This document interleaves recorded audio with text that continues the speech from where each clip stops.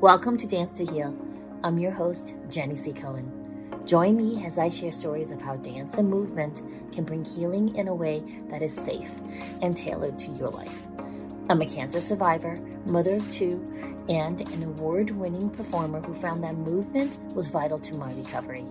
I created Dance to Heal Wellness and also authored the best-selling book, Outside in Recovery, Dancing My Way Back to Myself After Breast Cancer. I will bring new techniques to help you on your dance journey and healing path. Are you ready to move? Dance to Heal starts now. Welcome. Thank you so much for coming to my podcast. This is Jenny C. Cohen, and I have a really special guest today, and I wanted to talk about how I first met her because I was at a part in my dance journey in what's I want to classically call American belly dance, because the form of belly dance I was doing was a kind of diluted version of dance that came from all these beautiful countries outside of the States. And I had reached a point where I needed more guidance. And I attended this event in my hometown in Boston. And I went to this little event. I was doing Mary Kay at the time, and I was dropping off a gift basket to donate for their contest. And I see on the stage this exquisite being. And here's the thing. I was used to beautiful dancers. She was the first person I saw dance with strength. I was like, whoa, I want that. And so I did some investigation and realized, whoa, she's launching this thing called Sharqui workout. Here's the thing. Yes, I had done years of belly dancing before that. I really did. And I knew that if I worked really hard at it, it would help me gain muscle isolations, coordination, musicality, expression. It gave me healing. But I never felt strong from it. And I saw this beautiful, I'm just going to tease you so you pay attention to the rest of my podcast. But I saw this dancer not only do all of that with this subtlety, but she danced so strong. And that was the introduction of me entering this realm of dancing has a way of strengthening. I know ballet is a strengthening. I know even tap is a strengthening. Ballet, for me, as a parent, I observed it in a way that you dance and train at a level it's actually very damaging to your body to acquire this exquisite perfection level, yes? And when I started exploring the Sharqui workout format, I was like, whoa, I could train in this for life, and I could do this as a way to dance for longevity, to dance in a strong way, to feel stronger. And then during my recovery from cancer, and I went back to the format, it allowed me to adjust for different levels because I had neuropathies. I was a lot older. Yeah, a lot older, and I was like, whoa, I can still keep up. Here's the thing. When I first found Sharqui Workout, because this teacher taught in fitness classes in New York, where they were no bones about getting that workout. They didn't need you to tell them about musicality. They needed to sweat, have their heart rate up, and they would tell you, I did not get a good workout. And she was like, I need a job and I need to pay my bills. So I got to make sure I can teach different levels, because there were people dropping in and then they'd be diehards, and I love this format. And I love the idea of being able to do something that made me happy here in my heart, but also elevated my heart rate. I sweated to bits. Because in all honesty, prior to that, the dance classes that were belly dance I went to, I never really sweated. I would feel like a woman or a man. I would find connected with my sensuality. But I never felt sweat, to be hardcore. I never felt that level of connection with my body where I felt like I was getting stronger. And I really want to talk to you about that. When we talk about dance as a healing modality, there has to be a healing concurrent with building strength, whether it's internal, external. And I really feel that this particular modality that we're going to talk in depth, because I also want you to understand the founder and where she's coming from, is an excellent source for people who have never really danced before or are experienced dancers, because she will teach you this format to get a workout at whatever level you're coming from. Okay, so enough teasing. Without further ado, I'm going to ask Jacob to play these 2 clips. One will be her performance, so you kind of see what you're getting into, and then the other one will show you how loving but firm, but clear and concise she is in a class with her. Hit those videos for me, Jacob.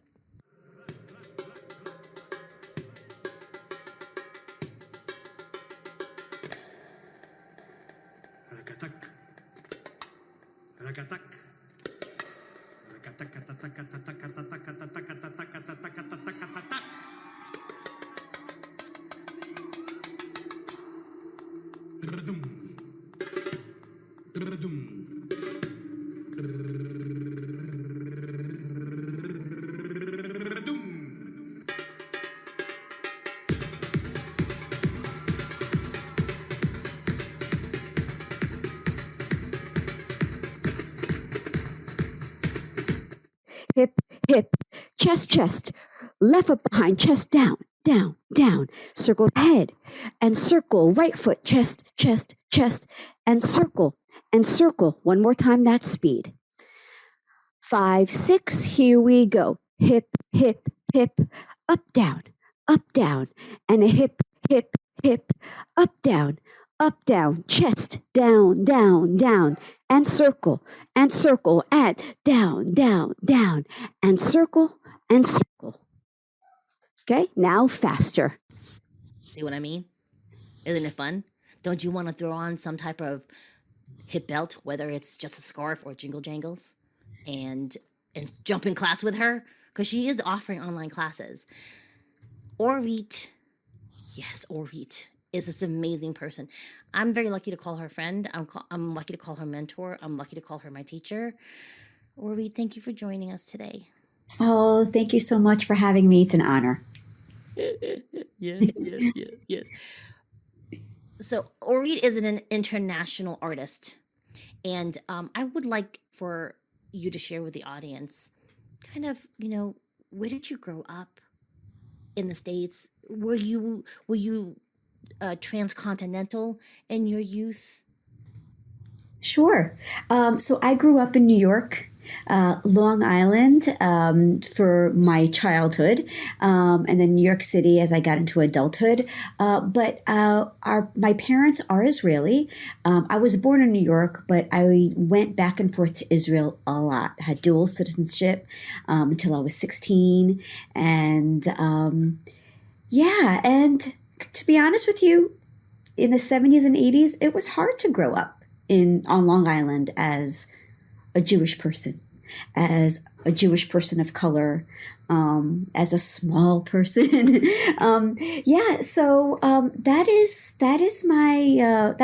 That's where I grew up. But as far as belly dance, I grew up with the art form of belly dance. Although I'm Israeli, but I am also Arabic Israeli. So my heritage comes from Yemen. So I'm a Yemenite Israeli. Belly dance is part of our culture, and more so folk dance, Jewish Yemenite folk dance.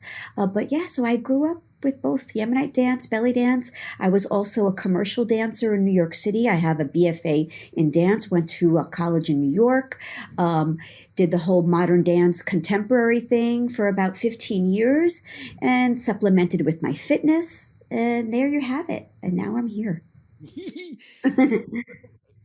I know this because I've been certified in SharQuí for quite a while with you, and also I was so excited, you guys, when Oreet gave me the absolute honor of being a master instructor to help mentor other people who also learn to be a SharQuí instructor. But could you explain to us why you felt called to even come up with this format, please? Yes, the first reason why I came up with this format was because, honestly, it was for personal reasons. I wanted to fit in. As a contemporary dancer and a commercial dancer, I didn't fit in due to my height most of the time and weight and my skin color. There was never a part for me. And in the early 90s, it wasn't, I don't know, I guess trendy to be someone of color. Now it's like everywhere, which is great. But where were you in the 90s when I needed you? But anyway, so yeah, I created it because I was tired of not fitting in both the dance world and the fitness world. Even the fitness world was about how good did you look? Do you fit the part? That type of thing. And then my reasoning kind of morphed into other things. I started it, and then I started to go watch haflas, Arabic dance parties. And then I noticed, wait, some of these dancers are going to hurt themselves. Already having a fitness background, watching these other dancers, just seeing how their body was positioned, how they weren't engaging their abdominals, and just like really using their legs to move their hips in certain movements. I was like, wait, let me just kind of focus on that in Sharqui, how we can kind of fix it. And it's all about dancing for longer. Yeah, so that's why I created it. And that was my reasoning. But now it's morphed into something else of why I do this. It's now to make an impact emotionally, socially, politically, even. Oh, well, yeah, because in these countries of origin, dance is political, right? For sure. I mean that's the reality of it. I mean, even in this country, dance is political. If you look at the history of hip hop, yeah, Sure. yeah, and for me too, what I love about it is being in your virtual studio right now. Everyone feels welcome. Everyone is welcome. It does not matter your fitness level, your age, where you identify on any type of category. Everyone is welcome. Yes, absolutely. Absolutely. Yeah. And now, could you speak on when people? Because here's the thing. So I want to give you guys a little bit of background. We have some people in the virtual studio, like myself. We used to take classes from you, Oreet, in person. Like in person for sure, right? But what I really love is when you're teaching online, you are always facing us versus having your back to us. Is there Sure. a particular reason why you choose to do it that way? Well, there's more of a connection that way. And two, I've learned the skill of mirroring. Um, it's all about making it seamless for your customers so they keep coming back. You just want to make it easy for them. So, connection, making it easy. And I think that's what causes, retention. Yeah, because here's the thing, you guys. Teaching and mirroring means, in the Zoom world, you will always see us in opposition. My cat decided right now she's going to step on the loudest crinkly paper. I don't even know you can hear, guys, this audience. I apologize. I have 12 cats, 2 of them in this room. So, to focus really seriously, move cat. Anyways, we're not going to edit this out because I think this is hysterical. This is like real life during COVID times of podcasting. And as teachers, we always have to mirror. So I'm always cueing your right is going to always be my left. Yep, But we absolutely. have to say you're right. Yeah. And I love that because very few people do that actually. Or they'll have their back to us in teaching and there's a mirror, but sometimes the mirrors are not super clear and I can't find them in the mirror. And then if I find you, I still can't see where your hips are. These are really key elements, I think, to teaching a format that requires a layering of body parts on top of feet. Absolutely. Agreed. It is a skill, though, but once you master it, you're going to reap the rewards from it. Exactly. Mm-hmm. Exactly. Because I feel like my jokes come off better when I'm facing you. Because I'm infamous for just kind of. So if you don't want to go to a class where people are making jokes, don't come to my class at all. Like when you go on the schedule for the studio, don't do the Jenny ones. Or just follow me on like on record because the beauty is like Oreet right now we're concurrently teaching a veil course. Like I do the regular Monday classes and Oreet's doing a crash choreo class on Wednesday. And so like I stalk Oreet, y'all. fangirl for life. I'm sorry. I'm so honored she's on this podcast. And so I'm like, oh, so I'll watch the recordings, you know, and she does this thing. You gave us a little pep talk in the class about how, you know, veil work is when you're dancing with a piece of fabric. And she said emphatically, listen, my class is not gonna teach you tricks, because a lot of people they're exquisite with their it's like currently right now in the belly dance world, it's very big to add physical tricks, physical cartwheels, literally, and splits, and those are beautiful skills. However, in certain forms of the dance, it doesn't really fit with the music, it doesn't fit with the storyline, doesn't, you know. And sometimes the veil work, which has been elevated to this whole master level of work, you know, people will be doing tricks the whole time, and it's beautiful. And Oreet was like, I won't be teaching you tricks in this class. So, and if you want tricks, this is why I go to her. I would recommend you to teachers that can teach you tricks. And I love that. I was like, oh my God, this is why I follow Oreet, because she's like, I will refer you out if you need that, I will find them for you. It's so close to my Dance to Heal program. I'm like, I'm going to be a hub, and you're going to come to me with all these different things. But if you want to explore belly dance, I will refer you out to Oreet. And the other teachers that I've had in my podcast, you want to do more Reiki? Here's all these teachers. You want to do more energy work? Here's these people I've gone to. And I just love this about you. Even though, guys, like her beautiful choreography was so exquisite, there were tricks in it, but they were like Oreet tricks. They weren't.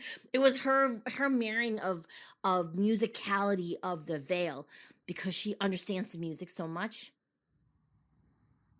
you know. And that's why I'm saying to my audience, if you want to study a particular dance form like belly dance, make sure you're going to an instructor that will understand the subtleties of it, if that makes sense. Right? All teachers are good who have gotten the training, but there's certain levels of training that will be harder to find. Because I just noticed from me, Oreet, you hear the music slightly different than me, who grew up in the States, didn't hear traditional music until my adulthood. So I didn't grow up with it. I didn't integrate it into my subconscious. And so I love the way you do that. Great. Thank you. Yeah. Yeah. But anyway, so enough about my fangirling about Oreet. I apologize for that. Will you please share with the audience kind of what would they recommend if they want to use dance as a form of getting stronger, besides, of course, advocating they join SharQuí virtual studio and use my coupon Jenny, JENNY, and get some like discounts, okay? But besides that, Oreet, what are some ways they can get stronger cardiovascular and also strength wise? Within Sharqui or just in general? In general, in addition to joining SharQuí, or both, if you feel that they should just join SharQuí and look at everything. Right, of course. Yeah.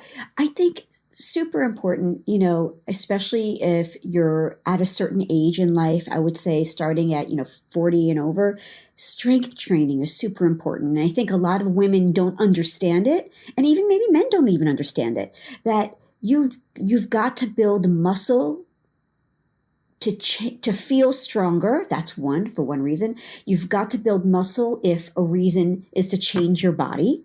That's another reason, if that's one of your reasons. And you've got to build muscle so you can keep your bone density too. It helps your bone density for sure.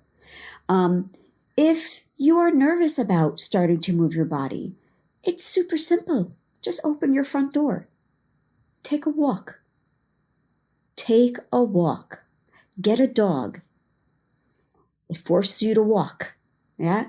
Anything to get stronger. Your core is super important too. If you're someone that, doesn't want to use weights at first, any sort of Pilates, yoga, gyrotonics, gyrokinesis, anything that is very core based is super important. But yeah, incorporating strength into your body movement regimen is a must. Yes. Thank you. And here's the thing. A lot of these courses are already offered in the virtual Oreet the SharQuí studio. I want to call it the Oreet studio, which really is. All of us are in love with this brand and this format, and she offers this variety of classes. You can't go wrong. Just go sign up for it now. Like seriously, as soon as you finish hearing this, just go do it. Like just don't even.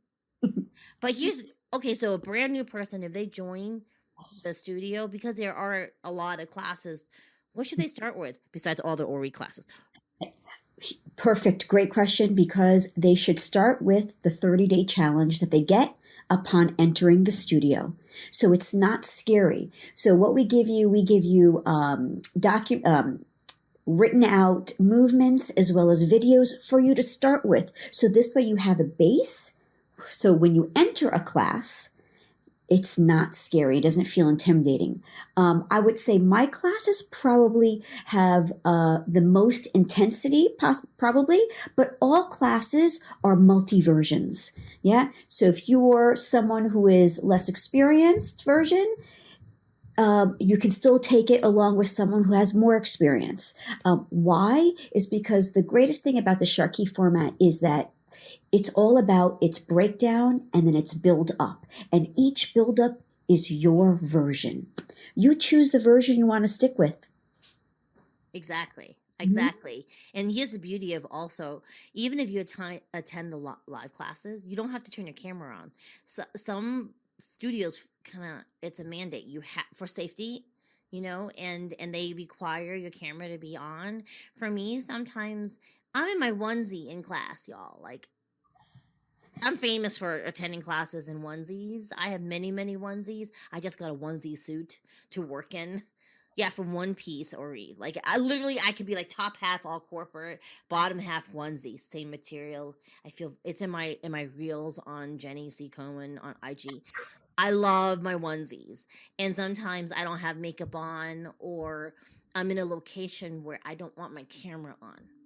And even as a teacher, I have very regular attendees that never turn on their cameras. And that's okay. Does that make sense? So that you're not feeling like you have to compete with anybody in class. You can keep your camera off and just do the footwork. This also, by the way, applies to any class that you're taking. It needs to be a studio space where you don't feel like you have to turn on your camera. And you want to make sure the teachers are somehow mirroring for you, and then also watching the screen to make sure you're safe. Because we do that too. Oreet is famous for her giant screen, and she keeps it in gallery view where everyone's on the camera. And then she'll stop dancing sometimes, and just for the ones who have the camera on and they want the feedback, she'll be like, "Ooh, okay, that was a very nice, try this way," and then she'll increase, right? You are always adjusting for some of those classes of yours. I want to ask you one other question. Well, I have many, many questions to ask you, but we're running out of time, unfortunately. But here's my Oreet, you're really well known for your dance performances. How do you get ideas for those performances? Do you start with the music, or you're like, "Oh, I have this beautiful costume"? How does that start? Oh, I definitely start. I'm motivated by music. Absolutely, 100%. That's it. That's the answer. I hear people always even ask me, let's go a little further, like, why is it so easy for you to choreograph? Because I've studied music for a super long time, and I co-create the Sharqui music. I listen to it. So it's just music mapping. Oh. And that's how I choreograph. And then I just take the verse, the chorus, melody, harmony, whatever, and I just alter it each time it's played again. There's just like a subtle difference. So it's almost like, oh, I'm singing on stage. I'm doing the verse, the chorus, the melody, the harmony. And that's how I think about it. Which makes sense, because I already know you so well in all the different versions of the Sharqui format. But yeah, of course you would do it that way. Some magic potion that you like that you concoct. It's like the essence of Oreet or something. You're like, "No, Jenny, I just break it down." I'm like, "Oh, all right. Well, I can do that. I just want you to like sprinkle your Oreet dust on me." Oh, you're so funny. Sorry, Jenny. Sorry. Wasn't that exciting?